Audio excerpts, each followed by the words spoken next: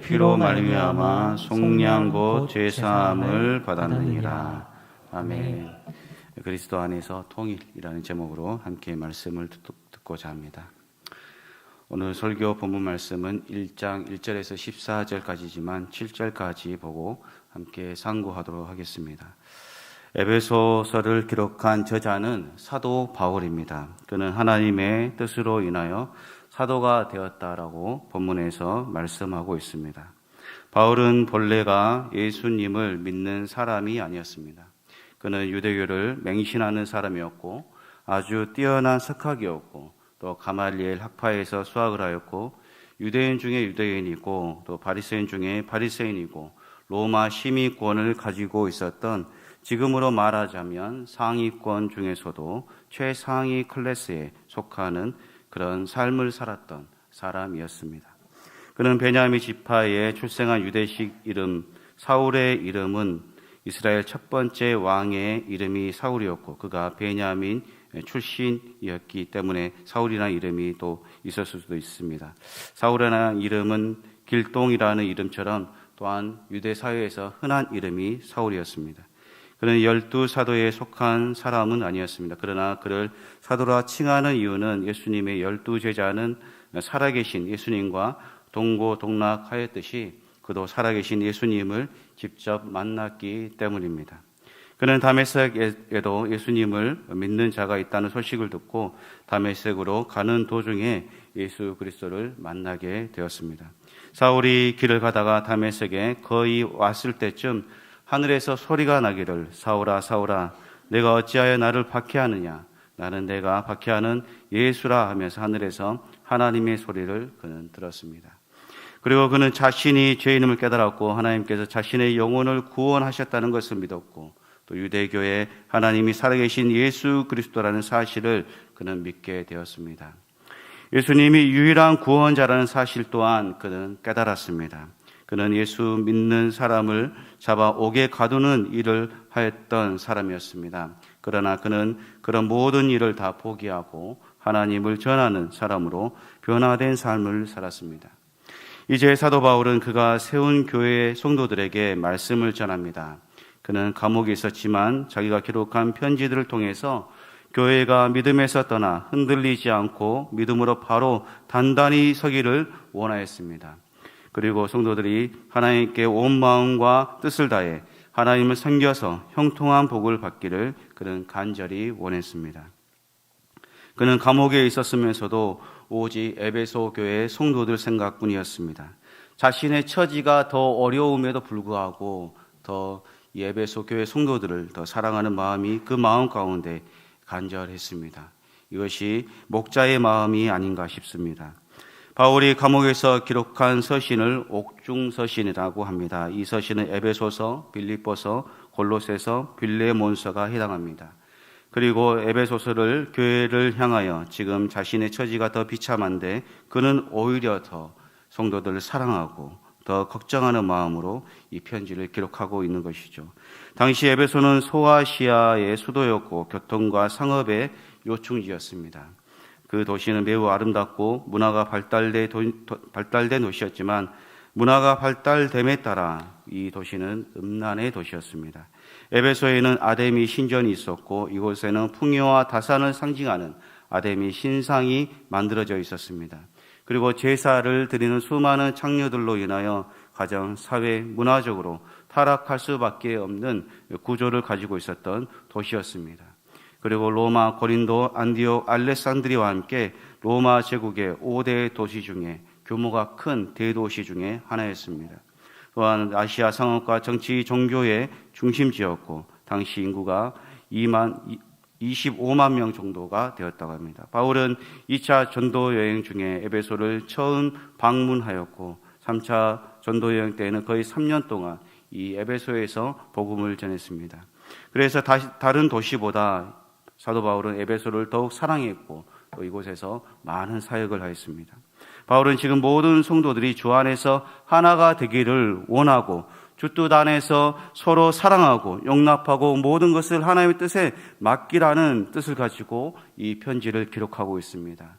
바울은 인사말로 에베소 교회 성도들에게 안부 인사를 합니다. 성도들이 평안하기를 빌었습니다. 그 이유는 자신이 세운 교회 성도들이 너무나도 그들의 형편을 이 사도 바울이 잘 알고 있기 때문이었습니다.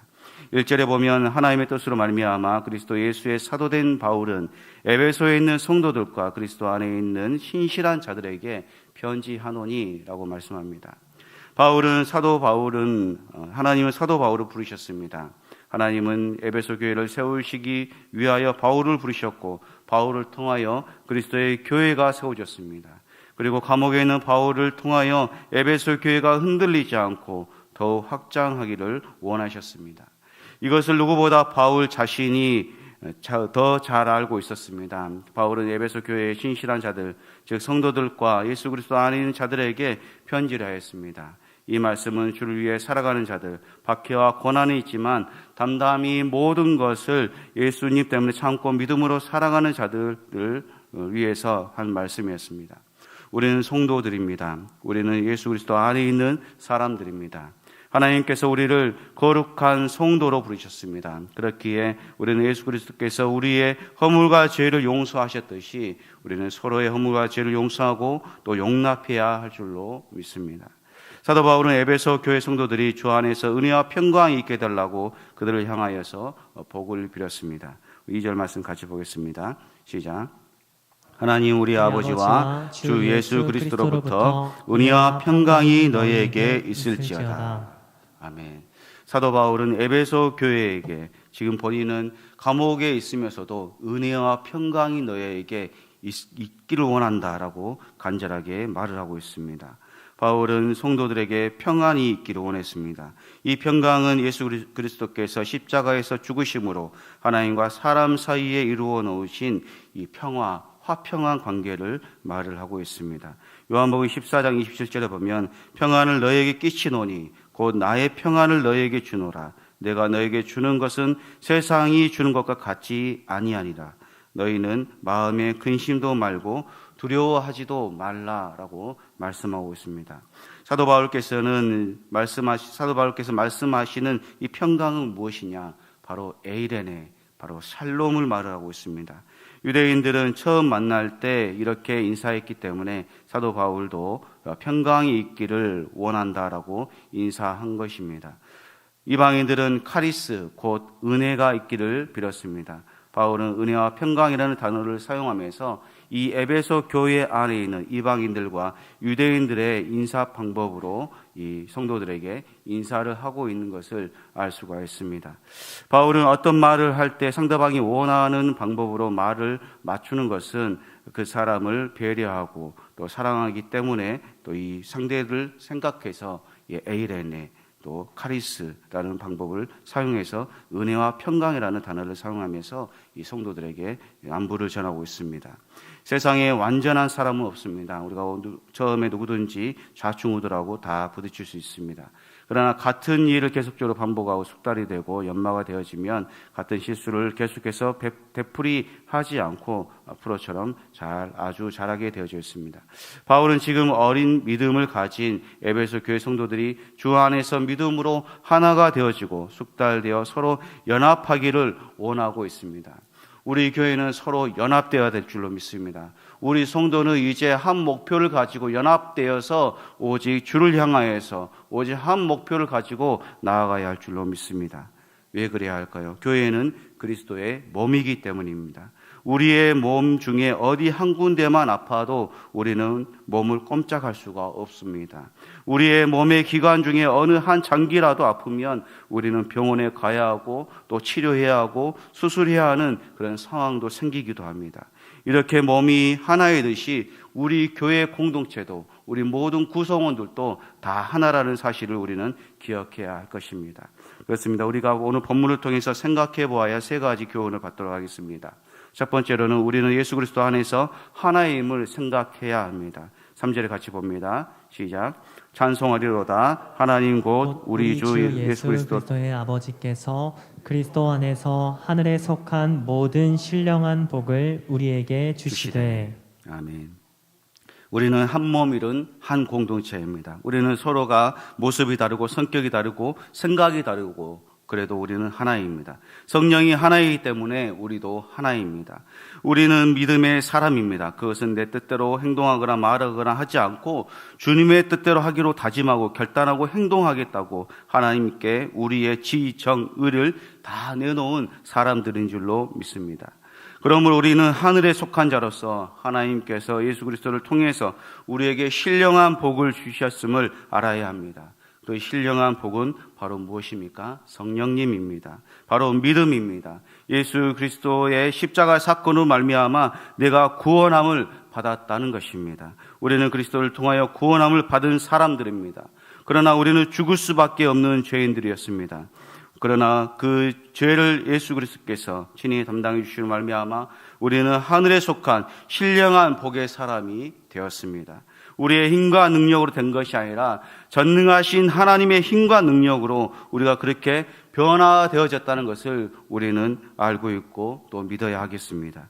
그런데 우리는 아직 세상 사람처럼 말하고 행동하고 서로 아끼지 아니하고 나보다 남을 낮게 여기지 아니하고 겸손히 행하려 하기보다 높아지려는 마음이 우리에게 더 있지는 않는지 우리 내면을 생각해 보아야겠습니다.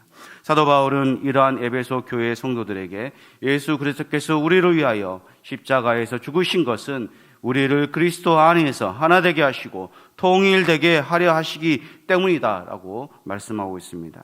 여러분, 우리는 이제 어제 교회의 역사적인 한 날을 보내며 교회의 역사의 한 획을 긋는 그런 역사적인 날이었습니다.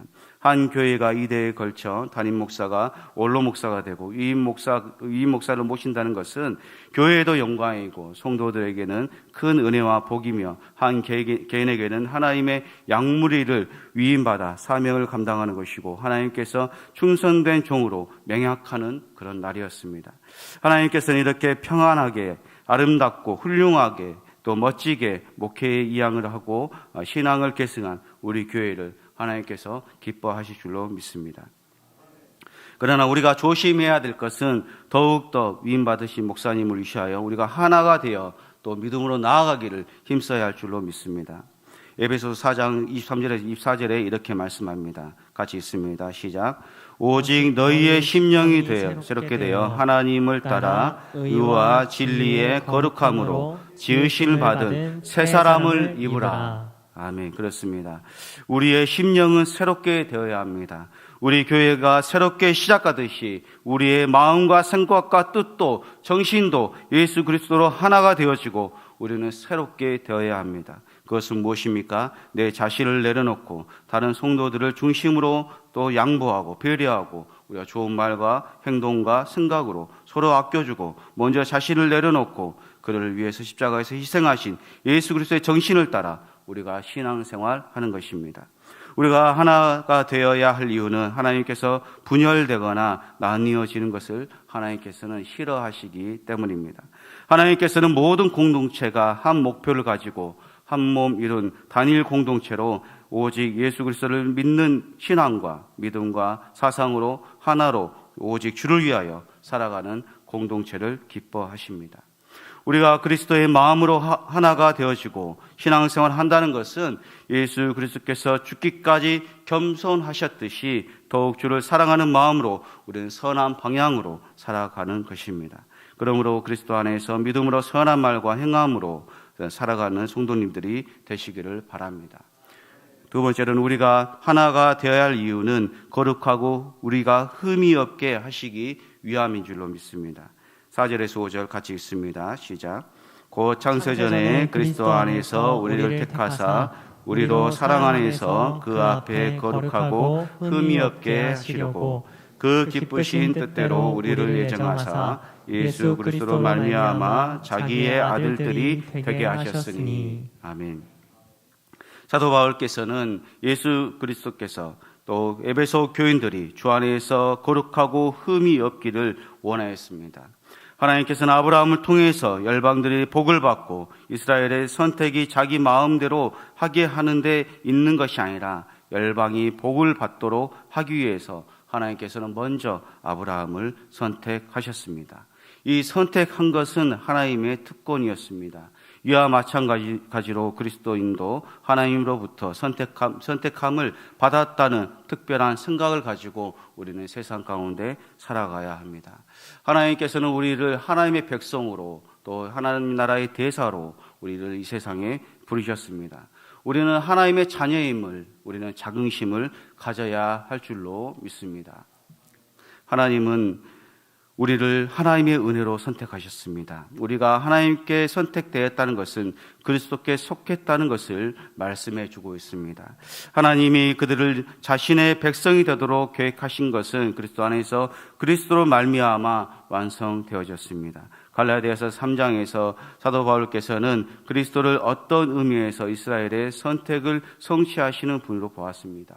그리스도는 뛰어난 아브라함의 후손이며 그리고 그리스도 안에서 아브라함의 복이 이방인들에게도 미쳐 그들 역시 그리스도의 자손이기 때문에 이방인들도 아브라함의 자손이 된 것입니다. 그래서 누구든지 예수 그리스도로 인하여 한 몸 이룬 한 공동체가 된 줄로 믿습니다. 성경은 이렇게 말씀합니다. 우리는 거룩한 백성이고 왕 같은 제사장이다라고 우리에게 말씀합니다. 베드로전서 2장 9절에서 10절 우리 같이 읽겠습니다. 시작. 그러나 너희는 택하신 족속이요 왕 같은 제사장들이요 거룩한 나라요 그의 소유된 백성이니 이는 너희를 어두운 데서 불러내어 그의 기이한 빛에 들어가게 하시니에 아름다운 덕을 선포하게 하려 하심이라. 너희가 전에는 백성이 아니더니 이제는 하나님의 백성이요 전에는 긍휼을 얻지 못하였더니 이제는 긍휼을 얻은 자니라. 아멘. 그렇습니다. 우리는 하나님께서 택하신 족속입니다. 하나님의 백성입니다. 그러므로 세상에서 무엇으로부터 두려워하거나 염려하거나 우리는 근심할 필요가 없습니다. 하나님께서 미리 우리의 인생의 앞길을 준비하시고 우리가 하나님의 인도하심을 따라 살 수 있기 때문입니다. 우리는 하나님의 백성입니다. 하나님의 백성은 믿음의 말과 행동을 하는 것입니다. 하나님의 방법과 사고와 생각과 마음과 힘으로 우리는 세상을 살아갈 수 있습니다. 사실 세상을 살아가면서 흠이 없을 수는 없습니다. 그러나 그가 믿음으로 기도하고 믿음으로 살아가면 거룩하고 하나님께서 흠이 없게 하신다고 말씀하고 계십니다. 하나님께서는 우리를 구원하시기를 이미 창세 전에 우리를 구원하셨다라고 말씀합니다. 그것도 예수 그리스도 안에서 우리를 택하사 미리 세상도 창조하시기 전에 온 우주를 창조하시기 전에 우리를 아시고 우리를 이미 구원하셨다라고 성경은 말씀하고 계십니다. 그러므로 구원받았다고 기뻐하는 것은 당연하지만 그 기쁨에서만 머물러 있으면 안 되고 어린아기가 성장해 나아가듯이 우리의 신앙과 믿음도 그리스도의 장성한 분량에 이르기까지 우리는 성장해 나아가야 할 줄로 믿습니다. 어린아기는 자기한테 해주기를 원합니다. 그러나 어른은 받기를 보다 먼저 해주는 그런 사람이 성숙된 신앙인 것이죠. 한 번 받은 구원은 변경되거나 취소되거나 반복될 수 없습니다. 그러나 그가 구원받은 사람이라면 성령님의 가르침을 따라 민감하게 반응하며 살아갈 수 있어야 하겠습니다. 예정이란 헬라어 단어는 프루리사스에서 나온 말로 택하심과 예정하심은 하나님의 일입니다. 우리의 일이 아닌 것이죠. 하나님께서 우리로 자기 아들이 되게 하시려고 다함이 없는 그분의 사랑으로 우리를 선택하셨습니다. 하나님께서 우리와 교제하시기 위해 우리를 창조하셨습니다. 하나님께서는 예수 그리스도의 기쁘신 뜻에 따라 우리를 애정하셨고 자신의 아들들이 되게 하셨습니다. 그러므로 그리스도 안에서 서로 승리하며 믿음으로 세워져 나가기를 소원합니다. 세 번째로 그리스도 안에서 하나가 될 때 진정한 은혜를 누릴 수 있습니다. 마지막으로 6절에서 7절 같이 읽겠습니다. 시작. 이는 그가 사랑하시는 자 안에서 우리에게 거저 주시는 바 그의 은혜의 영광을 찬송하게 하려는 것이라. 우리는 그리스도 안에서 그의 은혜의 풍성함을 따라 그의 피로 말미암아 속량 곧 죄사함을 받았느니라. 아멘. 그리스도 안에서 통일되는 것은 우리 자신이 그리스도 안에서 말씀에 내 자신을 비추어 보고 우리 자신의 일그러진 내면의 모습을 바라보고 하나님 앞에 기도함으로 담대하게 나아가 하나님의 손길에 어루만지시는 능력을 우리가 체험하는 것입니다. 우리는 다 연약합니다. 우리는 다 부족합니다. 누구든지 다 자신에게 허물이 있고 또 부족한 면이 다 있습니다. 그러나 하나님께 우리가 그 부족한 모습을 가지고 나아가면 하나님께서는 우리를 토기장이 되시는 하나님께서 우리를 흙을 빚으셔서 아름다운 도자기로 우리를 만드실 줄로 믿습니다. 우리가 하나님께 그러한 능력을 체험하면 우리는 진정한 자유함과 예수 그리스도 안에서 은혜를 누릴 수 있습니다. 우리가 자유함을 누리지 못하는 것은 여전히 자기의 삶의 주인이 하나님이 아니고 예수님이 아니고 자기 자신이기 때문입니다. 운전을 못하는 사람의 차를 타면 불안하고 매우 힘듭니다. 그러나 운전을 잘하는 사람의 차를 타면 걱정하지 않고 편안하게 잠을 잘 수도 있습니다. 이와 마찬가지로 우리의 인생의 앞길을 모두 아시는 하나님께 우리의 모든 것을 맡기면 하나님께서는 우리에게 진정한 자유함과 은혜를 주시는 줄로 믿습니다. 우리가 그리스도 안에서 통일될 때 진정한 은혜와 풍성함을 누릴 수 있습니다. 우리의 모든 것을 예수님께 맡기고 예수님과 하나가 되어지고 예수님과 내가 하나가 연합이 되어지고 통일이 되면 그때부터 은혜의 풍성함과 기쁨과 감사와 믿음이 넘치는 풍성한 삶을 살게 될 것입니다. 예수님께서는 요한계시록에 내가 문 밖에 서서 두드리니 문을 열면 그는 나와 더불어 먹는다 라고 말씀하고 계십니다. 아무리 경제적으로 어려움 가운데 있다고 할지라도 마음이 천국이면 모든 것을 다 이겨낼 수 있습니다. 그것은 하나님과 동행하였던 에녹을 보면 알 수 있습니다. 에녹은 날마다 하나님과 동행하는 삶을 살았습니다. 이와 마찬가지로 우리가 하나님을 동행하는 방법은 날마다 조용한 시간에 하나님의 말씀을 펴는 것입니다. 즉 큐티하는 것입니다. 우리가 조용한 시간을 하나님 앞에서 가질 때 하나님께서는 우리를 만나 주실 것입니다. 말씀으로 우리를 다스려 주실 것입니다. 말씀을 통해서 우리를 깨닫게 하시고 또 그 말씀이 나를 인도하는 그런 삶을 살게 될 것입니다. 그러므로 날마다 하나님과 함께 묵상하는 시간을 가지시길 바랍니다. 그것이 성도의 자세이고 또 의무이고 능력입니다. 마지막 결론입니다. 사랑하는 성도 여러분, 우리는 그리스도 안에서 서로가 하나가 되려고 힘쓰는 공동체가 되어야 할 줄로 믿습니다.